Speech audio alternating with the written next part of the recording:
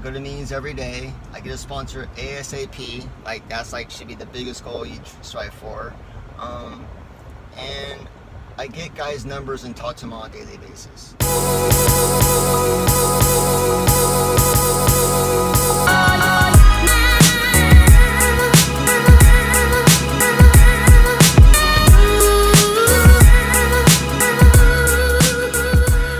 What is up, everybody? It is your boy Jay. Welcome to my channel. Happy Sunday, January 27th, 2019. I slept in today because it's Sunday. I am about to meet up with some of my brothers from the fellowship. I'm going to help another fellow move stuff out of his storage, I think, or move stuff out of his place. And yeah, it's going to be cool. I'm going to get to hang out with the brothers outside meetings. And my only plans today is to do some homework for sponsor brother and to head to the meeting tonight at 8 o'clock. This is the meeting I'm going to be taking over next week. So today's like my training night. So I'm really excited. Hopefully you guys are having a great weekend. I'll talk to you guys on the next clip. What's up, everybody? It's your boy Jay. We just finished moving our homeboy from one storage unit to another. Only took us 2 hours, so it was pretty good. I'm in the car with Jay number 2. He's the one driving my ass everywhere.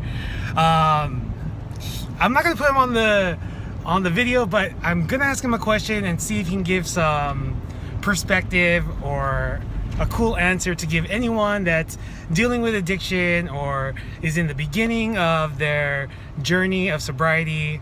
Brother, what would be one golden nugget you could tell another person that's struggling with going to meetings and their recovery? One thing, it'd be numerous things. So one thing I would do is for myself, I stay connected with everyone. I go to meetings every day. I get a sponsor ASAP. Like that's like should be the biggest goal you strive for. And I get guys' numbers and talk to them on a daily basis. And when you're struggling, when you're not struggling, I still call all these guys. And that's the biggest thing for me is to stay connected with guys in AA. Because if you're outside that circle, there's that possibility you'll start spinning your head and go the complete opposite way or go where you don't want to be. So I make the biggest effort to do that. And that's what kept me sober for 112 days today. So 112 days. So that is the biggest thing for myself that I have to do. But those are just suggestions that are taught to you and told to you in these meetings. And that's what I live by to keep myself sober. There you guys go. J number 2 does exist. I don't just talk about some random ghost that picks me up and I go to meetings with. And it's true, man. Like if I don't get a text in the morning from Jay, or if I'm not the first one to text our group to say what's up, I feel weird in the morning. So yeah, this is the guy that I pretty much text on a regular basis and keep in touch with. So all right, he's dropping me off at home. I'm gonna take a shower and I'm gonna probably eat and wash my hands. Cause yeah, you know your boy does not do manual labor, but yeah. So why don't you tell him about the story you dropped the dresser? Okay, so brother was trying to hand me a dresser that was full of clothes, and I grabbed one end and he was on the other end, and I had to pull up my pants or something, adjust it so my pants wouldn't fall. And then he was like, don't lean. And we dropped the dresser and broke one of the drawers. But that's all about priorities, right? You're more worried about your pants. I was more worried about my pants and them seeing me in my underwear than holding up the dresser. But lesson learned, and at least there's no one holding resentment against me. And I'm very apologetic to my brother, but you know, shit happens. Yep. We're not gonna have a drink over it. It's not worth it. All right, guys, I'll talk to you on the next clip. What up, everybody? It is your boy Jay, and welcome to the End of Vlog Talk. Hopefully you guys are having a great weekend, and if you're at the casino, hopefully you're winning big and winning lots of jackpots. Let's do a roundup of what happened today. Like I said earlier, I met up with Jay number 2 and we hung out with another fellow to help him move from one storage unit to another, and it was cool. I got to be of service to this guy, and I got to know him a little bit better. I mean, I've seen him at meetings many times. He secretaries one of the meetings I used to go to all the time, and it was nice to get to know him and get to hear more of his story, and just to be of service and just to be helpful with everything and anything that I could be today. And that was a great way to spend a Sunday for me. It was nice weather. It was like in the mid 60s. Sun was blaring on us, and good times. And of course, hanging out with J number 2 is always a good time. And after that, I took a nap, and we had some pizza for dinner. I had a special from Pizza Hut, and that's pretty much all I did for the afternoon. Tonight, I went to the meeting that I'm going to be secretarying starting next week, and it was so good. It was such a good meeting, and I had a lot of support from my fellow brothers who are in the program, and they thought that I was going to be starting my service today, but I'm actually starting next week. And it was a really, really good meeting. There was maybe 10 of us in the meeting, or a little bit less. And the daily reflection for today, which I'm going to read real quick, for January 27th, is called Freedom from Guilt. Where other people are concerned, we had to drop the word blame from our speech and thought. This comes out of the 12 Steps and 12 Traditions book, page 47. When I become willing to accept my own powerlessness, I begin to realize that blaming myself for all the trouble in my life can be an ego trip back into hopelessness. Asking for help and listening deeply to the messages inherent in the steps and traditions of the program make it possible to change those attitudes which delay my recovery. Before joining AA, I had such a desire for approval from people in powerful positions that I was willing to sacrifice myself and others to gain a foothold in the world. I invariably came to grief. In the program, I find true friends who love, understand, and care to help me learn the truth about myself.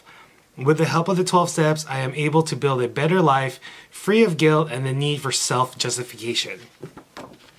And I can really relate to this very well. I never wanted to make friends in AA. I never thought I was one of them. And through this past 179 days of sobriety, my life has changed a lot, and I have found that if I am open and I am willing and teachable and of course honest, then things will work out. I can say that I have a circle of friends that I do rely on and that do understand me, and that I can call upon if I'm going through bad days, shitty moments in my life.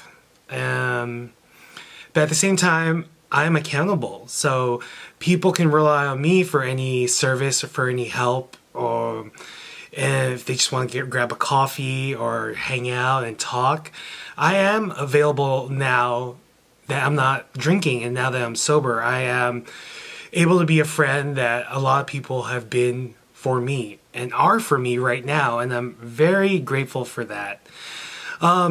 Something that I do struggle a bit with in terms of being of service to people is when I try to be of service and the other party is not wanting to have help or willing to hear what I have to say.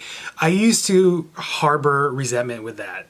And through my program and working with my new sponsor, I've learned that as long as I keep my higher power a priority in my sobriety, in my life, then I am doing thy own will, or my higher power's will. And as long as I'm doing that, whatever the outcome, I will always have someone in my back helping me get through whatever I'm going through.